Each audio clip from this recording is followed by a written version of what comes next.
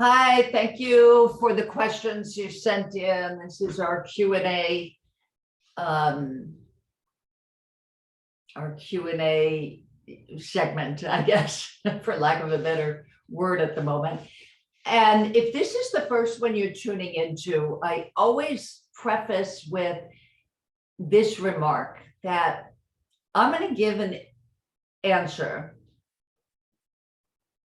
and I'd like you to pause after I say the question, because then you have the opportunity to clear your mind and go deeper into your heart and see what answer bubbles up for you.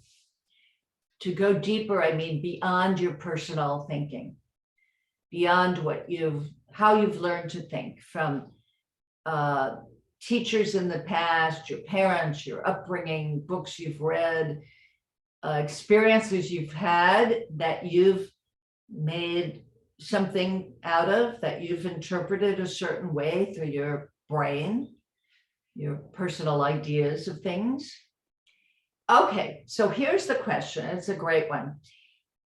It was offered by another therapist that she has noticed many clients she has seen who were on antidepressants entered into an affair. They were married or partnered, and they entered into an affair that they did not feel guilty about. So it's a curious question because I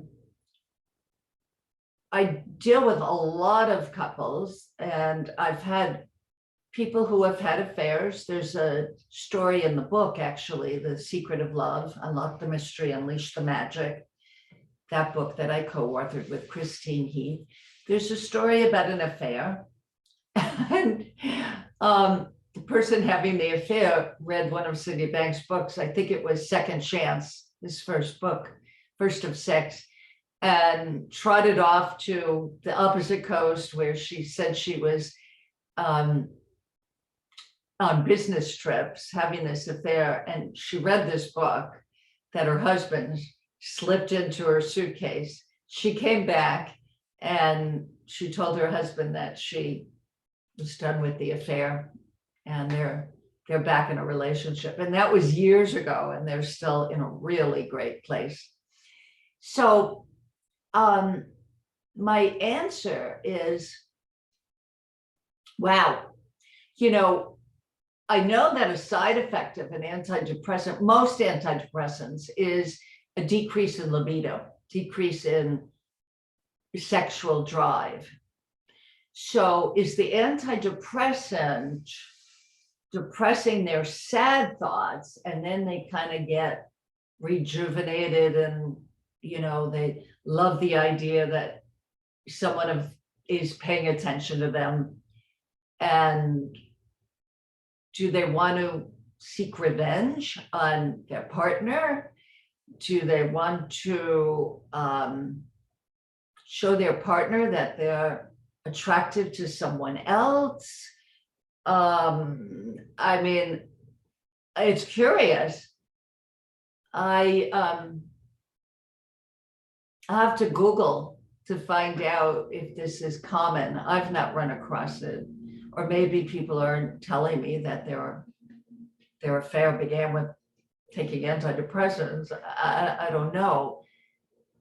What I do know in my heart of hearts is that when two people see value in their relationship and in the other person, and they see how to look beyond the little human things that pop up. And this comes from,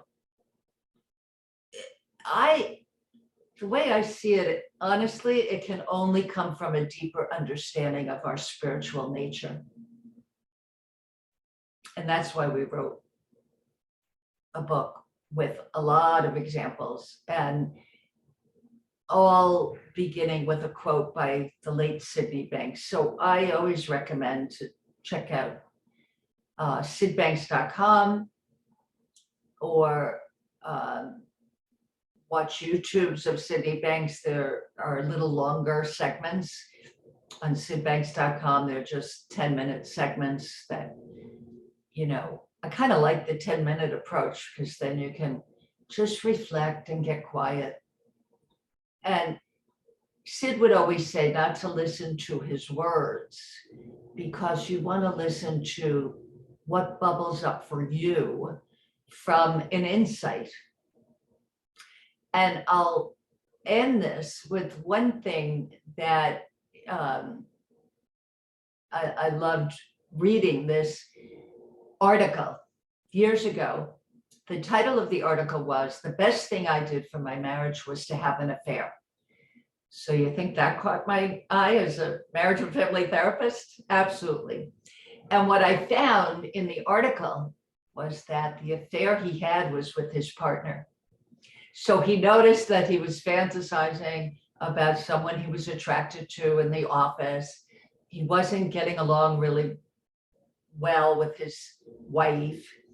And he was thinking about, oh, I'll take her on this trip, the person in the office, and I will hide little notes for her and I'll bring her lunch and, bring her coffee with a note on it. So he was conjuring up all of these ideas when he all of a sudden realized, wait a minute, I could do those things for my wife. What do you think happened to his relationship with his wife? It's using our imagination in a healthy way, in a positive way, in a helpful way, in a way that's for the better good of all involved. Thanks for the question.